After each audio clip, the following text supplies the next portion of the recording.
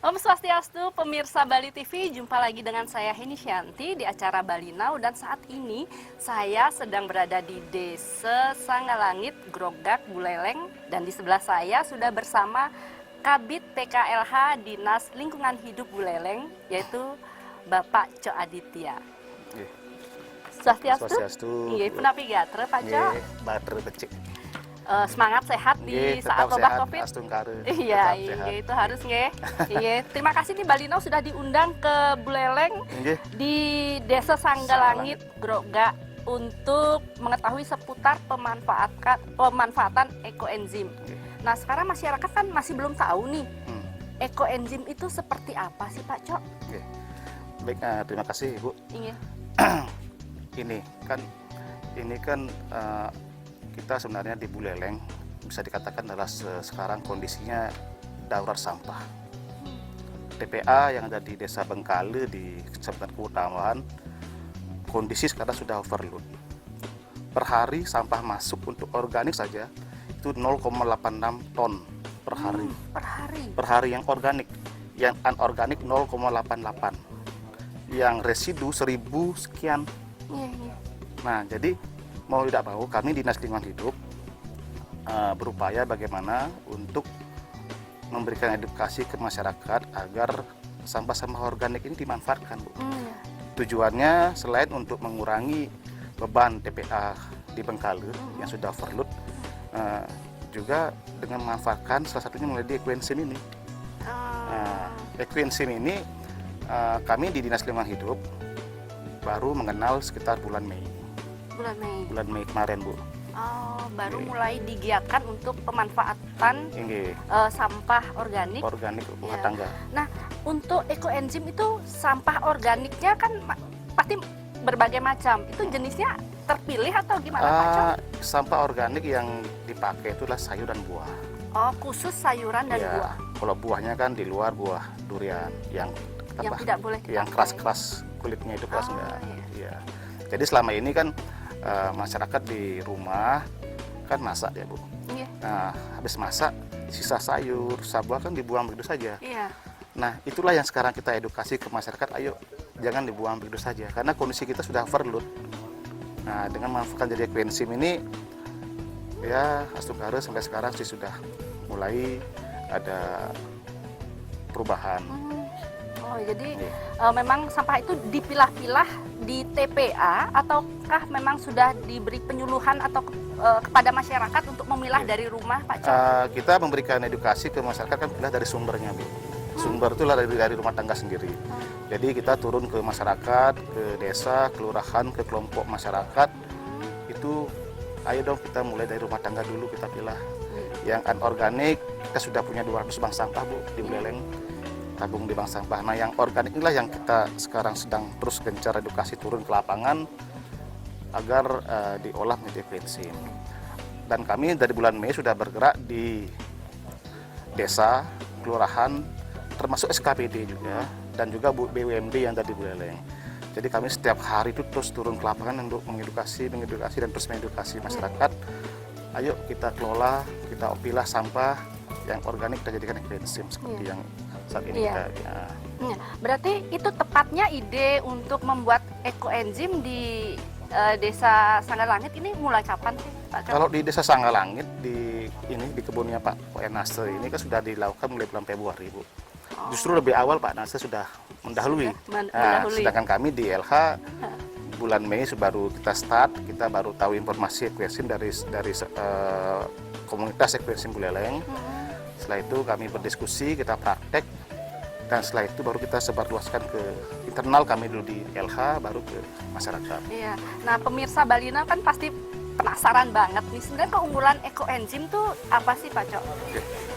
Ekoenzim itu satu, selain bahan bakunya mudah didapat, Bu, karena itu berupa sayur, buah kan gampang, sangat gampang sekali. Kemudian ada campurannya molase, tetes tebu itu, atau gula merah. Nah, kemudian dan air kan gampang itu semuanya. Nah, kemudian manfaatnya apa? Manfaat satu di bidang pertanian contohnya itu bisa jadikan pupuk cair, Bu.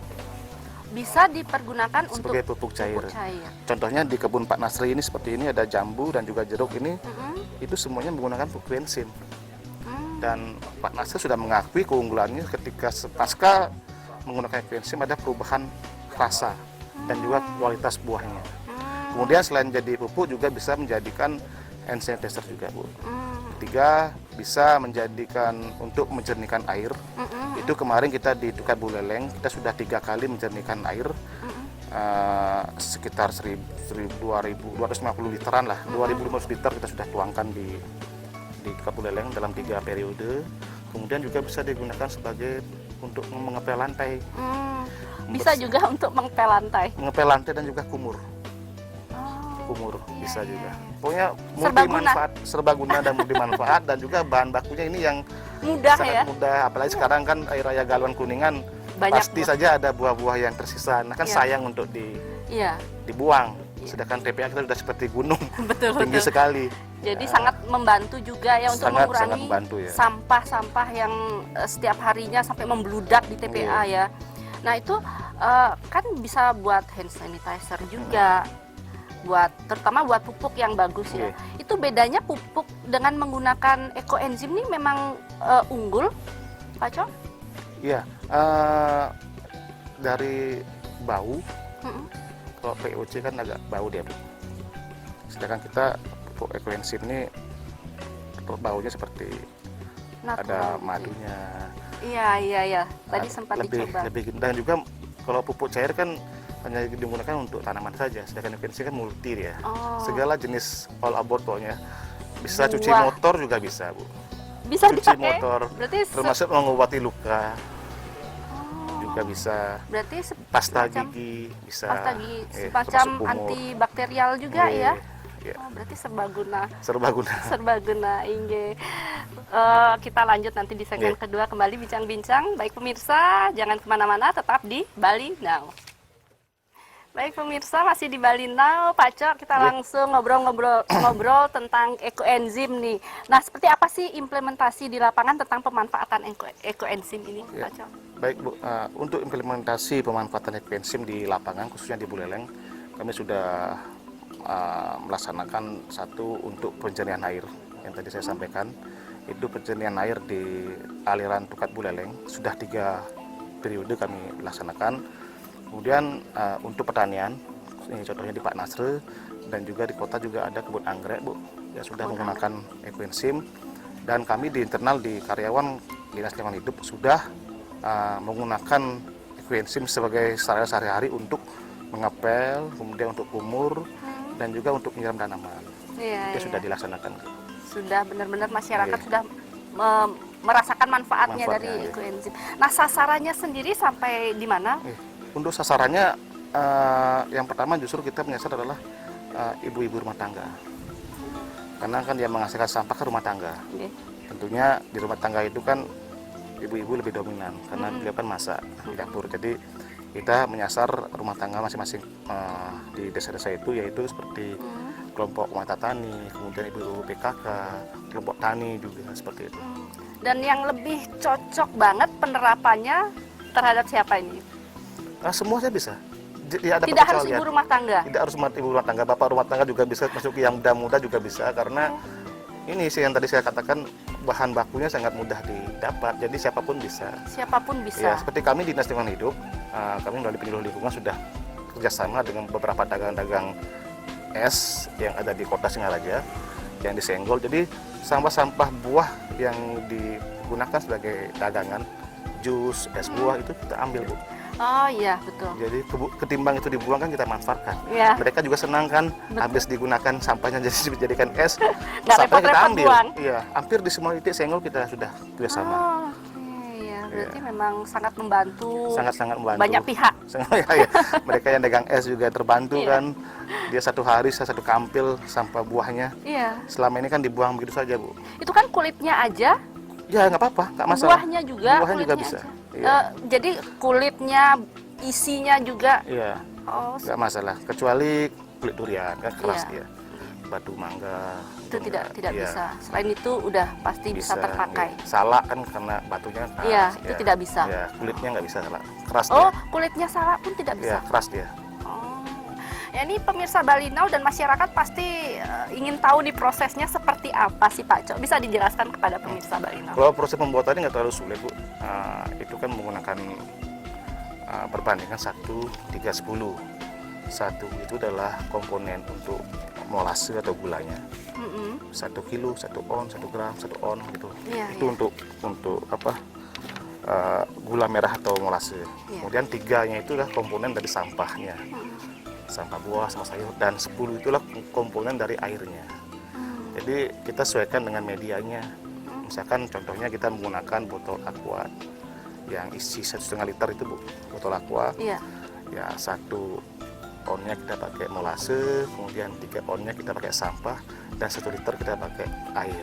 Itu saja, tinggal itu sudah ditaruh, ditutup rapat, 3 bulan kemudian panen. Jadi sangat gampang. iya. Tidak perlu dengan campuran banyak macam-macam kayak masak, enggak. Cuma Iya. kita siapkan buah, ditimbang, gulanya cukup, airnya sesuai dengan takaran, udah masukkan ke sarana tempat ember ataupun botol, diamkan 3 bulan dan itu sudah siap panen. Dan di Grogak ini sudah berapa petani yang menggunakan ekoenzim? Di Grogak ya, Bu, sesuai dengan data yang kami himpun baru di Pak Nastre.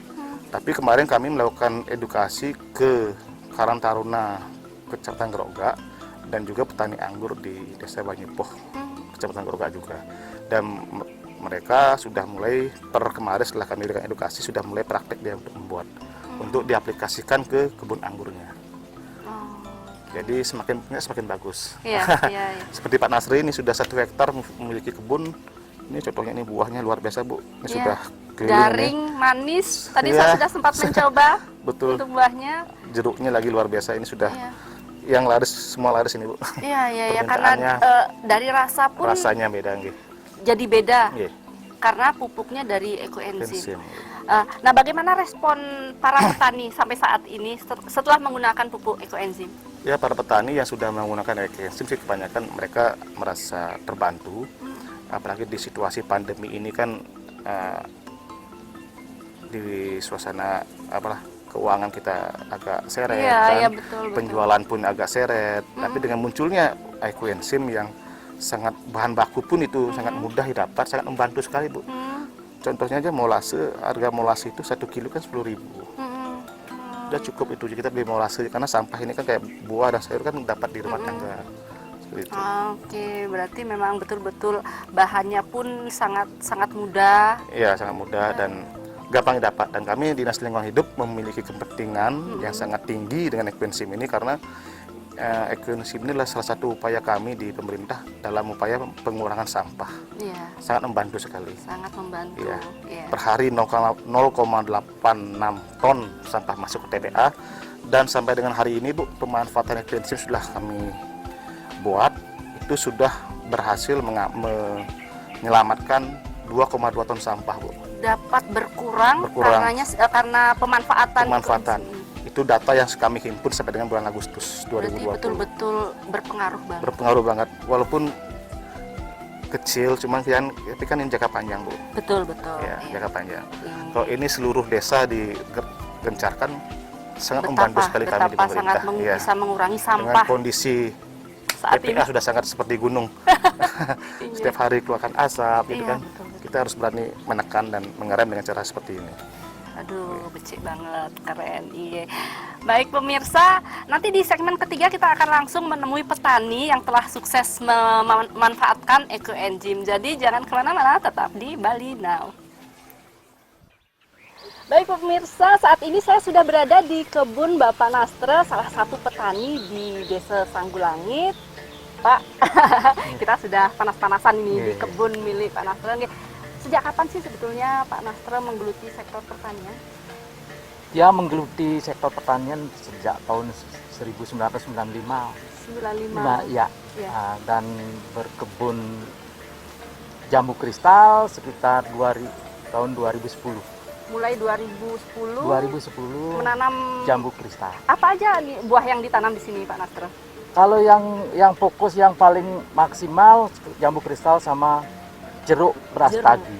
Jeruk brastagi, Ya, jambunya jambu kristal. Jambu kristal sama jeruk siem brastagi. Oh. Iya. Berapa pohon kira-kira nih yang Kalau ditanam? Banyak deh. Kalau jambu 400 pohon. 400 pohon. Kalau jeruk siam 750 pohon. Ya, dan itu panennya setahun berapa kali atau continue? Kalau jambu kristal continue. Kalau jeruk siam setahun sekali. Oh, setahun sekali. Ya. Dan tadi saya sudah mencicipi jeruk siamnya, saya sudah mencicipi buah jambu kristalnya, manis semua. Buah jambu kristalnya garing. Nah, itu tadi katanya menggunakan pupuk enzim. Pupuk ekoenzim. Ekoenzim. Nah, Ya. menurut Pak Nasro apa sih manfaat dari pupuk ekoenzim terhadap ini tanaman-tanaman yang ditanam di kebun Pak Nasro? Biasanya dia memakai dari bulan April.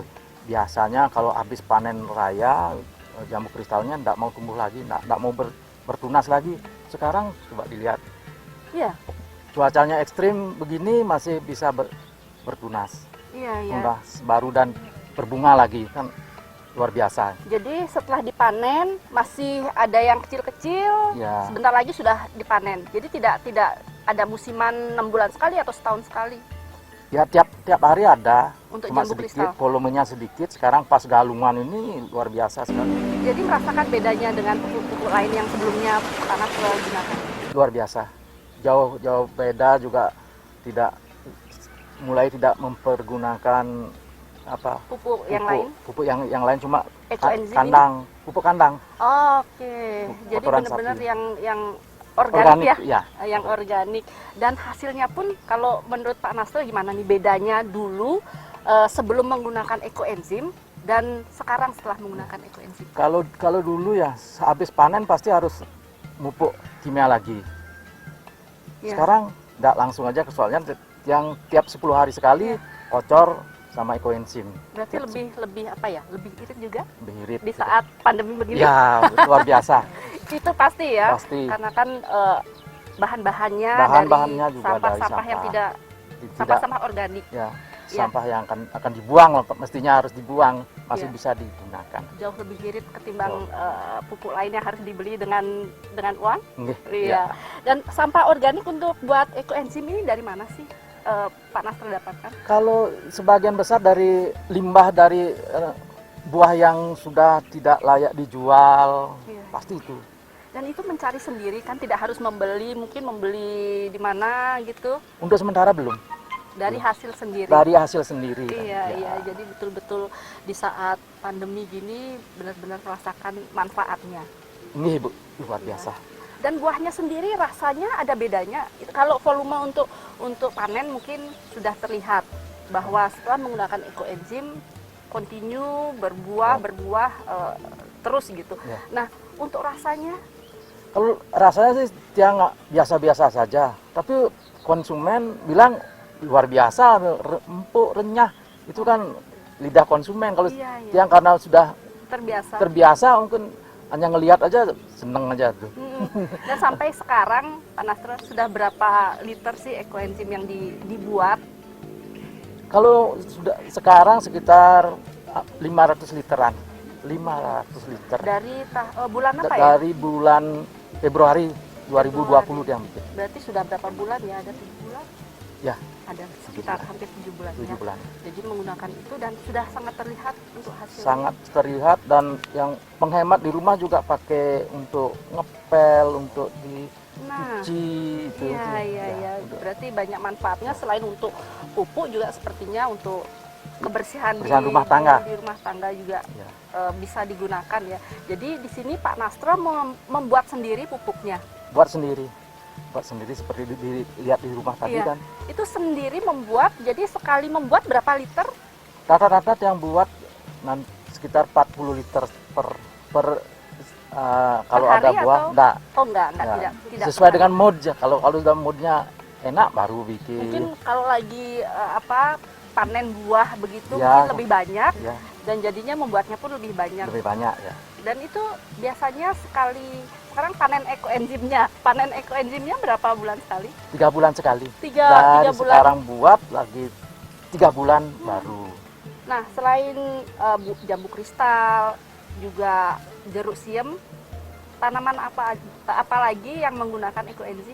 Ada durian kane, ada baru beberapa pohon baru istilahnya mencoba nanam dan syukur luar biasa jauh bagus. Jadi beberapa untuk sayuran? Untuk sayuran belum, soalnya cuacanya gerogak memang luar biasa. Iya. Harus betul-betul ekstrim juga. Panasnya luar biasa. Tapi untuk buah kristal dan jeruk nggak ada masalah di cuaca yang seperti ini. Ya. Dan terbantu oleh ekoenzim. Sangat terbantu sekali oleh ekoenzim. Oke, baik. Kita nanti lanjut di segmen keempat nih, Pak Nasra bincang-bincangnya. Baik pemirsa, kita lanjut di segmen keempat. Jadi jangan kemana-mana, tetap di Bali Now. Baik pemirsa Bali Now, kami masih di kebun milik Pak Nasra, masih panas-panasan. Nah, Pak Nasra tadi kan sudah jelaskan bahwa hasil panen lumayan membludak ya. Jadi pasti dipasarkan, tidak mungkin dikonsumsi. Ya, nah, itu pemasarannya kemana aja? Pemasarannya lewat online, ya ada beberapa punya reseller itu. Ya reseller dan kasih yang jual di sini 20.000, reseller kasih 17.500. Mereka itu memasarkan sampai keluar Bali atau hanya di baru seputaran Bali? Buleleng aja. Buleleng dan pasar ada beberapa. Karena yang praktisi yoga juga, teman-teman dari guru-guru yoga juga ikut. Oh iya? Ya. Berarti selain petani ternyata beryoga juga ya? Karena biar tidak stres juga ya. Apalagi di saat pandemi begini, agar setelah yoga jalan-jalan ke kebun semakin fresh ya, melihat hasil kebun yang mungkin jauh lebih baik setelah menggunakan ekoenzim. Iya. Nah, gimana nih usaha Pak Nasra nih untuk mengajak para petani, karena Pak Nasra ini kan saya katakan pionir lah ya, yang menggunakan ekoenzim di Buleleng ini. Gimana cara Pak Nasra untuk mengajak mereka untuk menggunakan ekoenzim? Sebenarnya Tiang ucapkan terima kasih kepada Dinas Lingkungan Hidup Buleleng ya, karena beliaulah yang memotivasi semangat Tiang dan mudah-mudahan petani-petani yang ada di Buleleng, khususnya di Kecamatan Gerogak, karena cuaca ekstrim, mari kita gunakan ekoenzim. Kalau gimana silahkan belajar sama saya sendiri, berbagi istilahnya karena Tiang sebagai media sharing, silahkan berbagi. Kalau mau minta ekoenzim yang jadi silahkan, tapi dengan syarat harus buat, dikasih dulu, harus buat nanti di rumah gitu. Sampah dapurnya biar bermanfaat gitu. Jadi istilahnya Pak Nasra ini siap untuk mementori mereka. Sangat siap ya, agar lingkungan juga terjaga dan pemanfaatan sampahan di rumah tangga, sampah organiknya bisa bermanfaat. Luar biasa. Dikasih gratis dulu, tapi harus mengikuti langkah harus buat gitu. Harus buat ya. Caranya begitu. Nah, harapan Bapak nih terhadap pertanian di Buleleng. Ya, pertanian di Buleleng memang prospeknya sangat bagus sekali. Mudah-mudahan nanti berkat ada ekoenzim nanti bisa petani bergairah, karena tidak membeli pupuk kimia, pakai pupuk kandang dicampur dengan ekoenzim, itu kan penghematan luar biasa. Terus dipakai nanti bisa juga pakai semprotnya untuk insektisidanya, luar biasa. Mudah-mudahan nanti petani-petani, terutama petani anggur, untuk menghemat biaya. Itu berarti betul-betul sebenarnya sangat luar biasa ya efeknya ya. Nah, tapi saat ini Bapak sudah sempat mementori beberapa petani mungkin, atau masih Bapak Nasra sendiri? Belum mengaplikasikan ke teman-teman, karena yang juga kepingin biar kebun saya kebun yang bisa contoh ya, dan enggak ngomong ngecap ya, tapi enggak ada aplikasinya yang bagus, biar yang dilihat ini buktinya. Ya ada bukti sekarang kan, zaman mensos harus ada bukti baru ngomong gitu. Jadi saat ini Pak Nasra harus melakukan sendiri dulu, memberi contoh pada petani-petani lain bahwa ini loh hasil dari penggunaan ekoenzim pada tanaman-tanaman yang kita sayangi itu. Yang penting sayangi dengan hati tanaman itu. Betul. Jadi dengan dirawat dengan baik, apalagi dengan bahan-bahan organik ya. Dirawat dengan hati, sebelum itu beryoga dulu. Hasilnya akan Pasti. tidak mengkhianati. Betul. Iya, aduh, matur semua banget nih Kit yang sudah diajak ke kebun Pak Nasrem, melihat-lihat buah jambu kristal, jeruk, udah ya. mencicipi pula. Jadi matur semua banget. Terima Semoga kasih, sukses Bu. ya. Sukses Semoga Ibu juga. iya, sarang-sarang. Semoga menjadi inspirasi dan motivasi buat para petani lainnya. Nggih, sukses semua Ibu. Inggih, matur semua. Baik pemirsa, itu tadi bincang-bincang saya bersama Pak Cok dan Pak Nasre tentang ekoenzim. Jadi sampai jumpa minggu depan. Saya Heni Shanti, salam Bali Now. Om Santi, Santi. Santi Om. Sukses semua Pak Nasre. Yeah.